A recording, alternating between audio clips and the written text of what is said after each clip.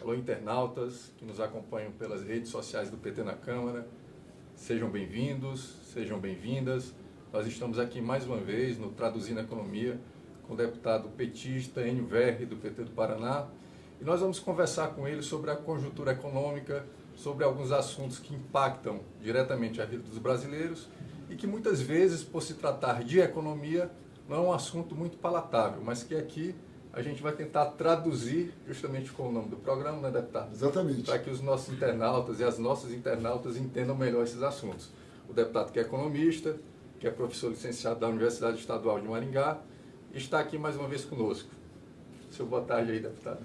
Alô, vocês que estão nos ouvindo, nos assistindo, companheiras, companheiros. É um grande prazer estar aqui novamente, debatendo a conjuntura. Uma semana bastante tensa, né? Afinal de contas, o dólar continua crescendo, o anúncio do PIB, o PIB está caindo, o desemprego aumentando. Parece que tudo aquilo que prometeram com o golpe da Dilma não deu certo. É verdade. Vamos debater isso hoje. E eu queria começar por um ponto que acho que é bem emblemático, deputado. Sobretudo se a gente for comparar com o que foi nos governos Lula e nos governos Dilma, que é justamente a esperança do brasileiro, a expectativa que o brasileiro tinha com relação ao futuro. E uma pesquisa ontem do Datafolha mostra que mais de 70% dos brasileiros têm uma visão pessimista com relação ao futuro da economia do país. Quer dizer, aquelas promessas dos golpistas que estão no poder hoje de que a economia iria melhorar, na verdade a gente vê que não aconteceu nada disso, né, deputado? Sem dúvida. Na verdade, não melhorou nada. Acontece que nós já sabíamos que o modelo econômico que seria adotado por Temer, que é o modelo econômico do capital financeiro internacional, levaria a esse resultado. Nós anunciamos isso e denunciamos que o golpe era exatamente para isso. Outra coisa que é importante que você me coloca, eu até vou falar um pouco de teoria, Sim. A psicologia está muito ligada à economia. É um grande pensador da economia chamado John Maynard Keynes, né, um dos pais da macroeconomia, ele coloca muito a questão da expectativa. E nessa questão da expectativa tem a decisão do investidor de aplicar os seus recursos ou não. 72% da população, 73% da população brasileira, vê com pessimismo o futuro da economia. Desse total, ele tem empresários, investidores do setor produtivo. Sim. Esses empresários pensam o seguinte: puxa, a economia vai piorar, o desemprego vai piorar. Por que eu vou pegar o meu dinheiro, que está no banco, e vou ampliar a minha produção, vou abrir uma nova loja, vou gerar mais empregos? Não vou fazer isso, porque vai piorar, eu vou perder o dinheiro. Automaticamente, o que ele faz? Ele vai aplicar no mercado financeiro.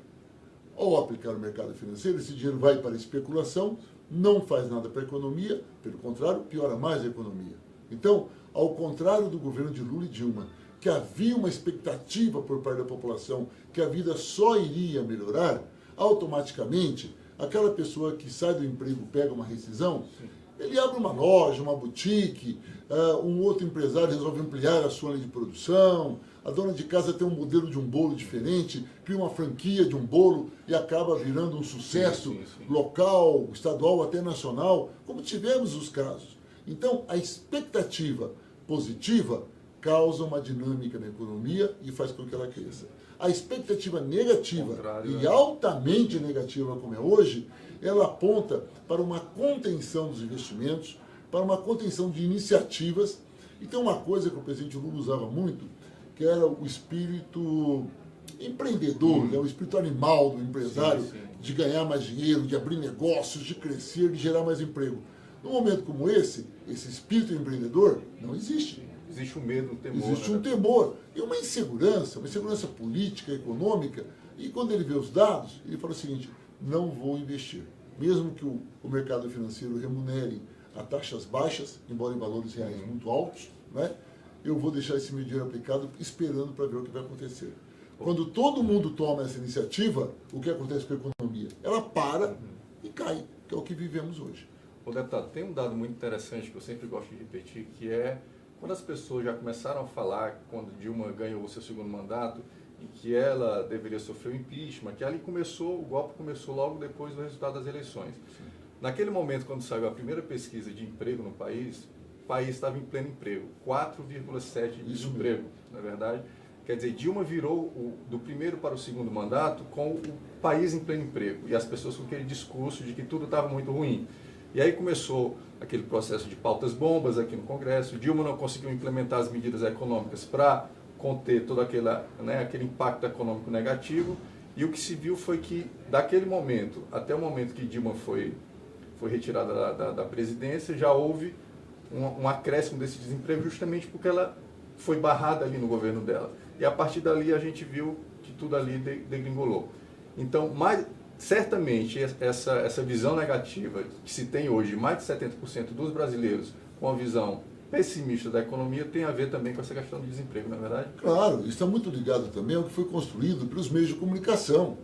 Afinal de contas, a Rede Globo, os grandes veículos de meios de comunicação construíram na cabeça da população uma ideia de que a Dilma era incompetente, que a economia era ruim, mesmo em pleno emprego, mesmo com as pessoas tendo salários justos, trabalhando, se desenvolvendo, mas a cabeça era o seguinte: a Dilma é ruim, com a Dilma não dá, é por isso que a Dilma saia para melhorar.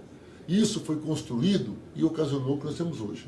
É importante perceber, se nós pegarmos, por exemplo, o orçamento, o Minha Casa Minha Vida, depois que a Dilma é retirada do governo, através daquele golpe à democracia, são 2 anos, ele cai para 10%, 15% do que tinha no orçamento anterior. Você pega outros investimentos como o PAC, né, que era um investimento...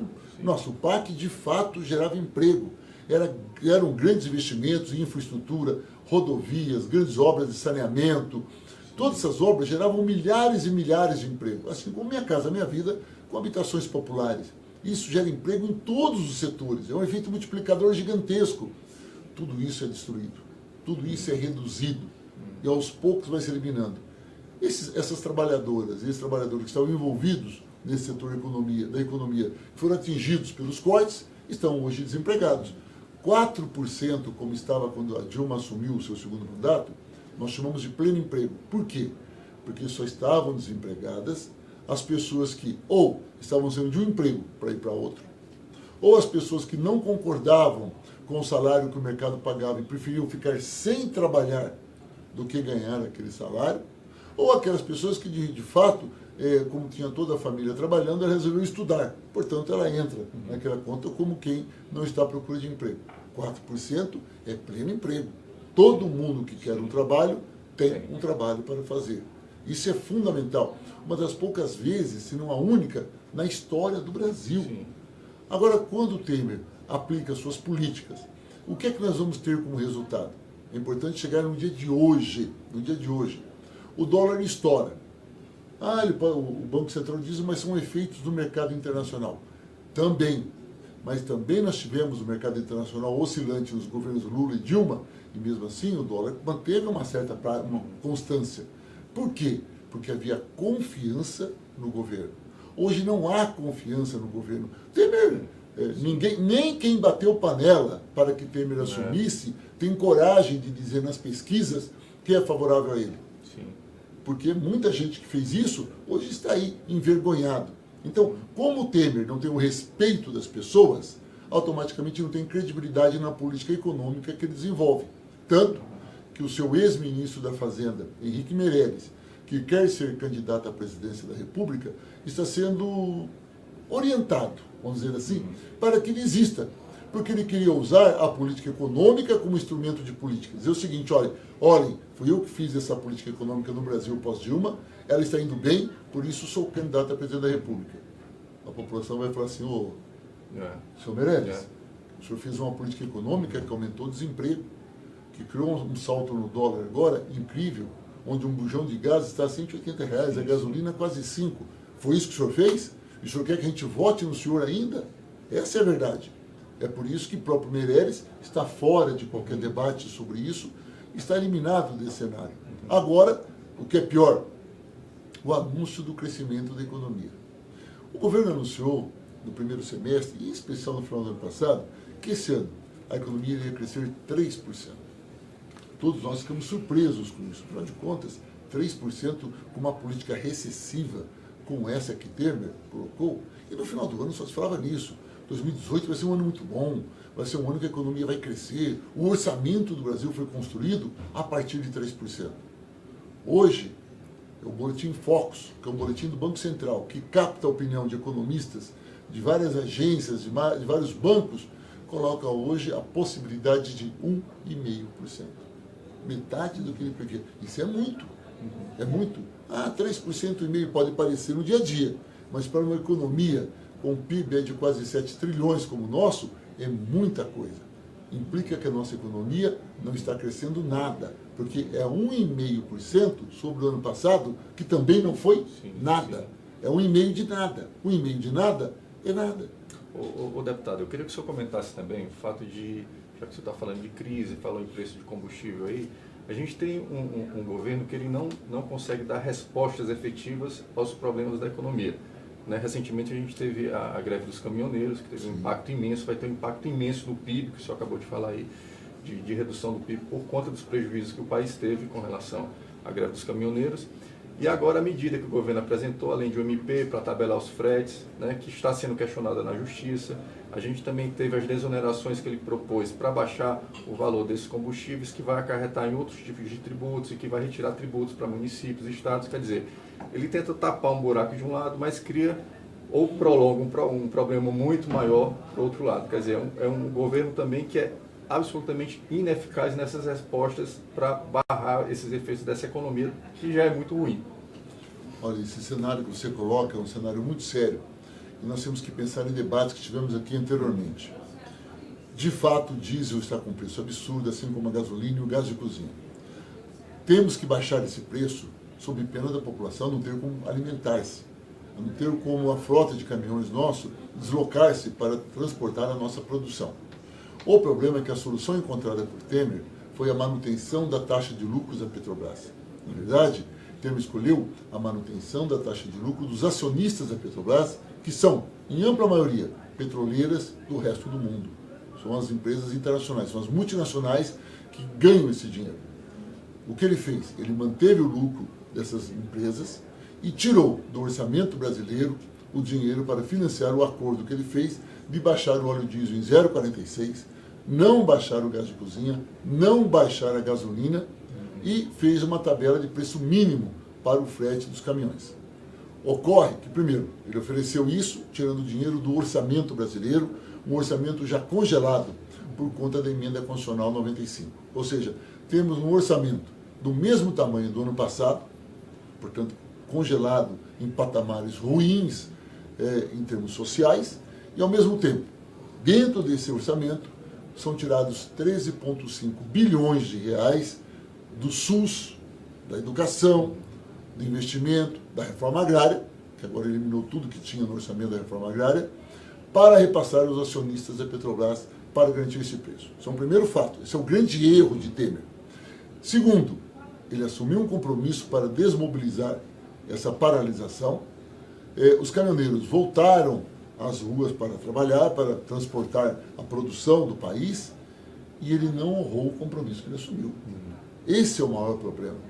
Em nenhum lugar do Brasil, o preço do óleo diesel chegou a 0,46 centavos. E a tabela de frete não foi aplicada. Não só não foi aplicada, como existe já algumas dezenas de processos na Justiça contra a tabela do frete. Então vejam só, a tabela do frete, o setor organizado de produção do Brasil não concorda em pagar. Os caminhoneiros precisam receber pelo menos aquela tabela para cobrir seus custos e poder sobreviver, para a manutenção da sua própria família. Então temos um impasse. O governo federal, que tinha que resolver esse impasse, afasta-se do processo, faz de conta que não é com ele e deixa que eles se matem. Qual é o resultado disso? Bom, primeiro, deixar claro a incompetência do governo de fazer negociações com a sociedade. Ele é muito bom para se submeter aos interesses do capital financeiro, mas é incompetente para negociar com o conjunto organizado da sociedade. Ponto 2. Só há uma saída para isso. Infelizmente, os caminhoneiros vão parar novamente.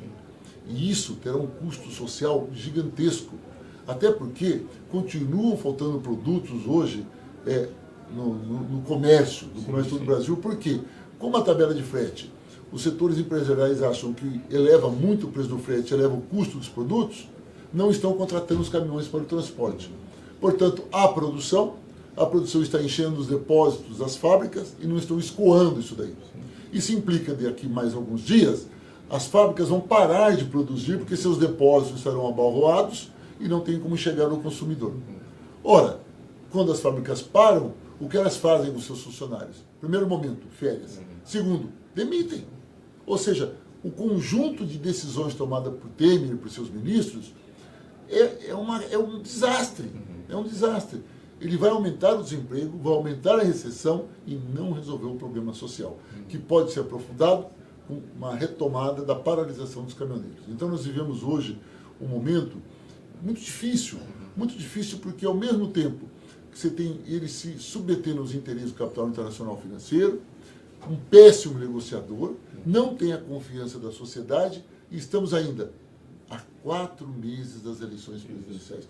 Olhe, esse é o grande desafio que a economia brasileira vive hoje e é um desafio, infelizmente, quase que insuperável. Sim. Quer dizer, deputado, aperta mais o orçamento, não resolve um problema que penalizou a população inteira, trabalhadores, empresários, joga esse problema para frente com a possibilidade ainda de um agravamento muito maior do que toda a população já sofreu, com escassez de combustível, gás de cozinha, preços absurdos.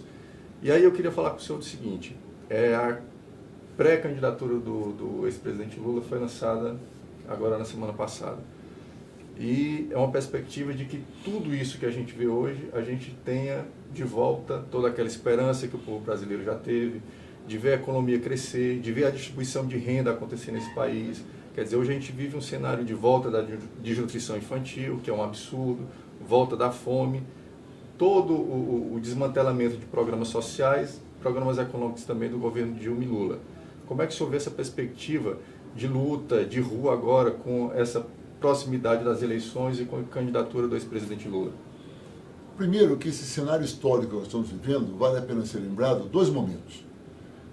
O final do governo Geisel e o final do governo Sarney. É muito parecido.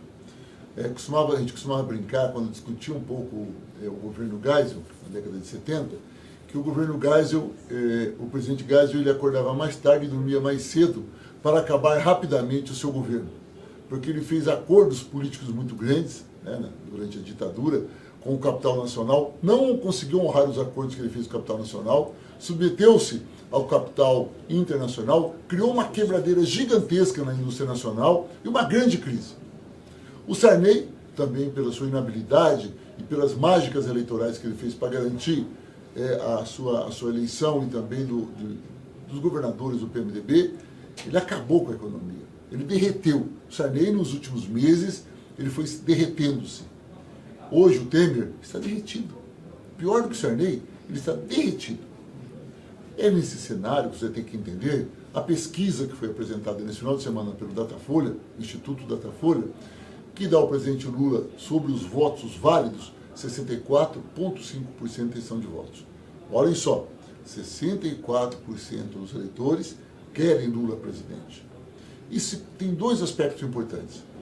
Primeiro, a população pode não ter muita clareza sobre a questão econômica, sobre a questão da conjuntura, ou sobre exatamente o que foi esse golpe realizado à democracia brasileira e contra a presidenta Dilma. Pode não entender, mas a população sente que no governo Temer e após o golpe, aumentou a miséria na sua casa. Como você muito bem salientou, sim.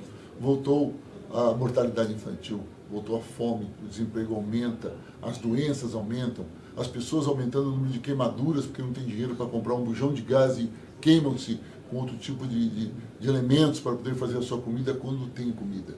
Então tudo isso faz com que a população queira Lula de volta.